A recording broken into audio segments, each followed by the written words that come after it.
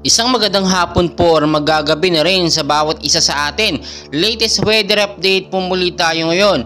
Patuloy pa rin po natin binabantayan ng bagyong Jenny nga po na nakapasok nga po sa Philippine Area of Responsibility. So muli pong namata ng mata ng bagyo na may layo pong estimated na 1,025 kilometers east of Central Luzon po yan. So makikita nyo naman sa ating pinaka-live radar ay nakatutok siya o talagang tinatahak niya ang bandang Central Luzon.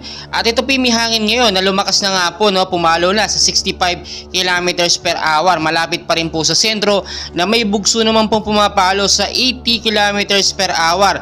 Pa-northwestward po ang kilos sa bilis naman po na 20 kilometers per hour. Tulad po ng ating sinasabi, ito'y bahagya nga pong lumakas from 45 kilometers ay pumalo na nga po ito sa 65 kilometers per hour. So tinatahak po nito ito nga pong bandang Central Luzon at posibleng makaranas nga po ng malakas na pag-uulan, especially po ngayong hapon hanggang sa gabi ang ilang bahagi nga po ng Luzon at sa Metro Manila. Dahil nga po kung makikita nyo, yung kilos ng bagyong ito na si bagyong Jenny ay nasa 65 kilometers per hour at talagang lalo pa siyang lumalakas sa paglipas lamang po ng ilang mga oras. Makikita nyo namang mabuti yung live radar natin, yung sirkulasyon po ng bagyo, at posible pa po ito lumakas sa paglipas lamang po ng ilang mga oras or within 24 to 48 hours ay posibleng mas lumakas pa ito at makategory natin bilang isang malakas or strong typhoon category. So ngayon pinag-iingat pa rin po yung mga lugar na mabababa, especially sa bandang Luzon, Central Luzon.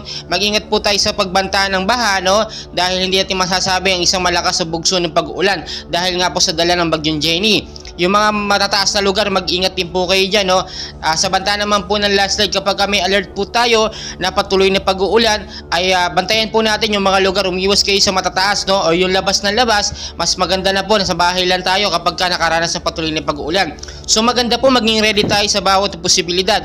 Tulad na alam po na aking sinasabi na never and never po natin mape-predict ang galaw po ng bagyo or panahon, pabago-bago po yan. Mas maganda na maging maingat tayo anumang oras. So yung may mga lakad po ng hapon, ngayong hapon hanggang sa gabi, ay tignan po na natin lagay ng panahon kung hindi pa maulan or kung talagang importante, magdala po ng payong, jacket o kaya namang sombrero in case magkaroon ng malakas sa pag-uulan ay nakahanda po tayo. So ang tanging magagawa natin ngayon, ilinisin yung mga lugar na mga basura na nakatambak nga po sa mga kanal, sa mga estero, kahit sa matataas o mababang lugar para hindi po pagmulan ng pagbabaha. So marami pa tayong kaganapan, and please ako yung nakikiusap po sa inyo, paki-like, subscribe, and pahit na rin po ng notification bell, and paki-share na sa ating mga loved ones, para updated po sila or tayo sa binabantayan natin bagyong Jenny. Maraming salamat po.